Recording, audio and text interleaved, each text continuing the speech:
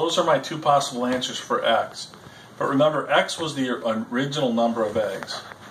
So that means x equals 20. And what was the question asking though? How many eggs of the original amount? Per dozen. How much was it per dozen? Oh, it's it, yeah. The original price per dozen. The original price per dozen, if I get, so 20 divided by 12, right, is how many eggs, is how many dozen I would have had, which is 1 2/3, right, because it's 1, and I'd be left with 8/12. You see that? So I get 1 2/3 dozen for $1.50. So if I divide $1.50, and that's the same as 5/3, right? Yeah. You guys see that? Yeah. This is how many dozen, and I paid $1.50. So so $1 divided by 5/3. It's 90 cents per dozen. Okay, so what was the key? Now I did this differently than your book did. Alright, I like this because this is the price, right? Mm-hmm. What I mean is I did it differently than the answer key. So if you look in the book, you'll see a slightly different method. But price per egg, number of eggs, total. Now I know the total stays the same. I know that I buy 2 less eggs. The problem is the problem gave you, it said if you buy 2 less eggs and it's 10 cents more a dozen, then you had to figure out how to convert that 10 cents into a price per egg. Because this is a price per egg, not a price per dozen, right? Yeah. What the book did is it divided this by 12. Nice. And it divided this by 12, and then did this times this is still 150. And they divided this by 12 and got the number of dozens. I thought that was confusing. All right? To me, this is a better approach. Okay.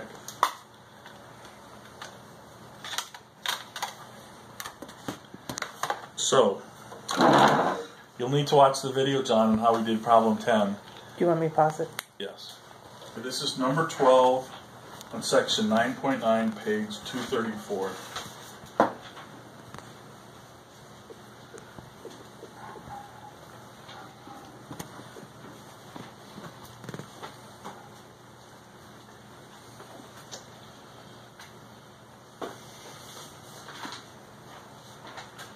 Did I have you do 15 on this? Yeah. Yeah. Yeah.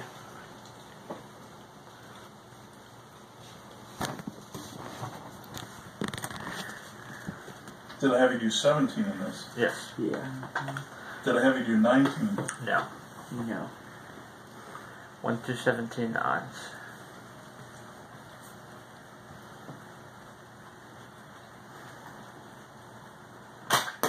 All right, I'm gonna change my mind. I'm gonna do problem 22. Okay.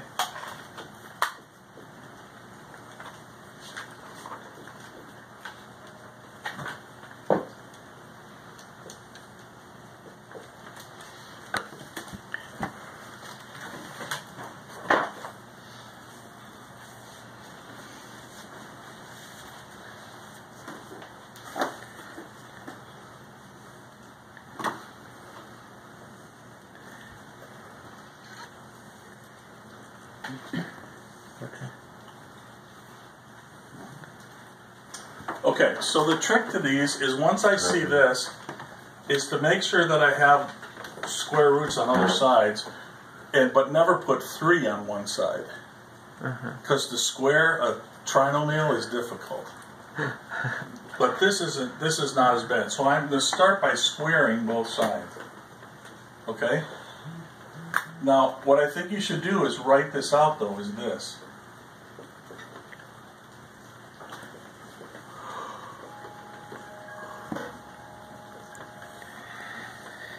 And then use your FOIL method.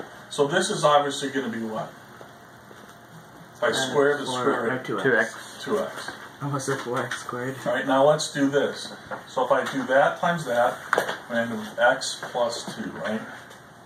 And then this times that is plus the square root of x plus 2, right? And this times this is plus the square root of x plus 2. And then this is going to be plus 1. Okay, everyone see that? Yeah.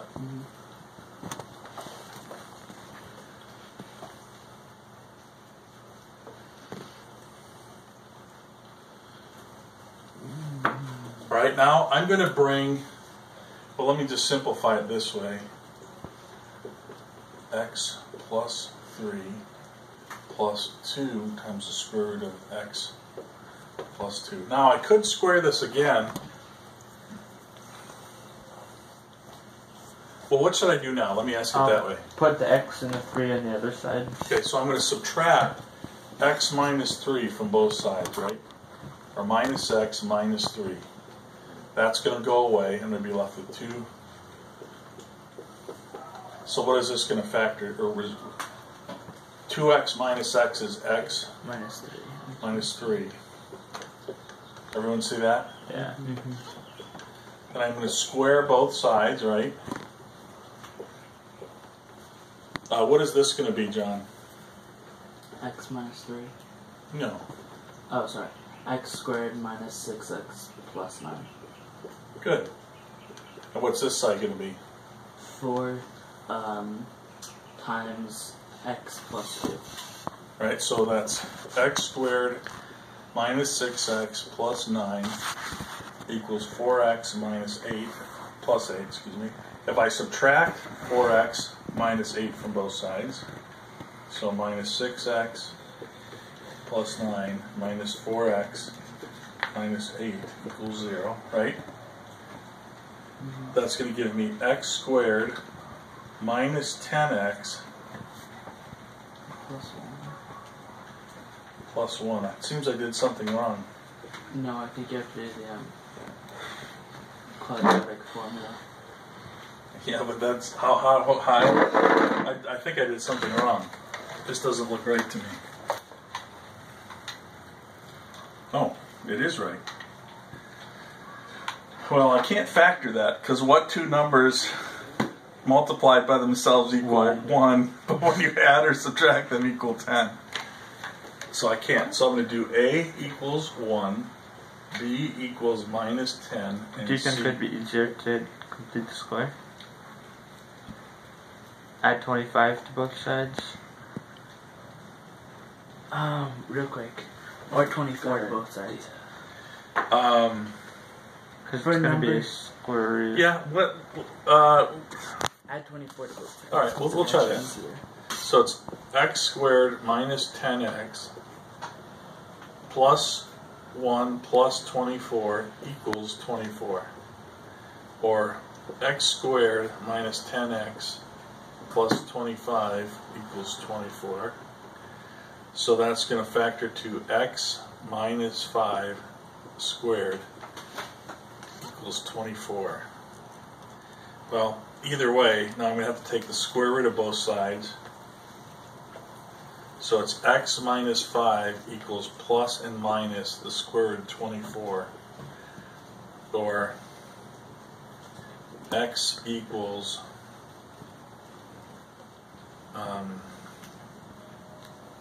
plus or minus the square root of 24 plus 5, right? Yeah.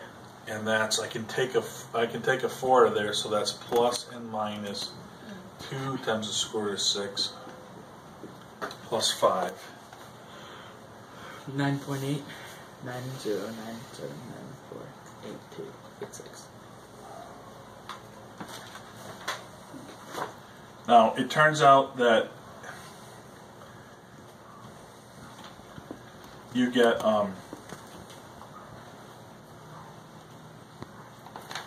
when you do this, you get x equals 9.9 or x equals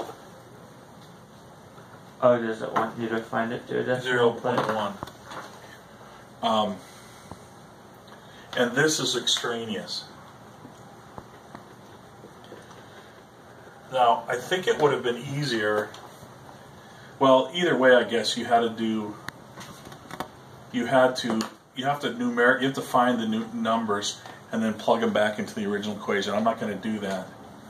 But you would have to if you plug in 9.9, it works. If you plug in 0.1, it does not work. Go ahead and do that on your calculators and prove it to yourself. I understand.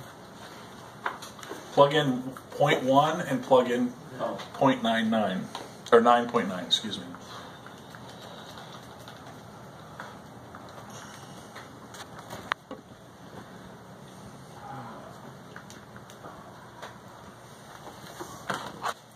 Do the math, but save it in your memory as a long decimal, and then when you do that and plug it back into the original equation, you'll get the answer to be correct. Okay. Right? What happened to our other calculator? I think it has it. Okay, let's take a break, and then actually let me show you the next section.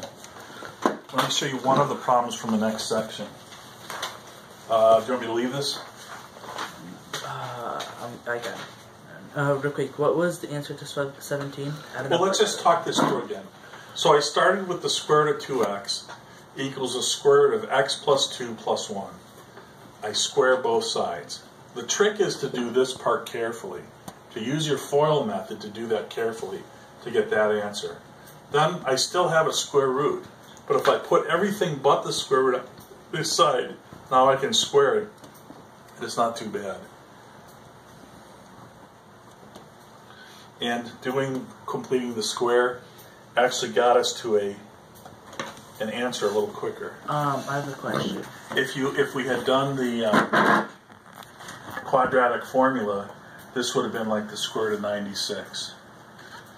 So On problem 13, I think it's that one, where it has plus 1 on that problem, it's a whole nother binomial.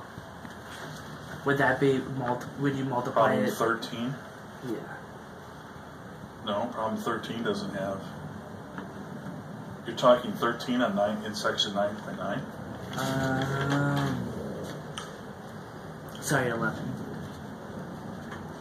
Instead of that 1, it's a whole nother binomial.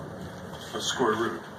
Yeah, you just have to multiply them out. So would it be like on the right side right there, would it be like 2 times x plus 2 times the other binomial, the square root? I'm not following what you're saying. Okay, I think I understand. You just have to, on problem 11, you have the square root of 3x minus 5 plus the square root of x minus 9. So you have it's a binomial, right? Mm-hmm. So when you square it, you just have to do your FOIL method. For number 11? For number 11. Would you get 2 times the square root of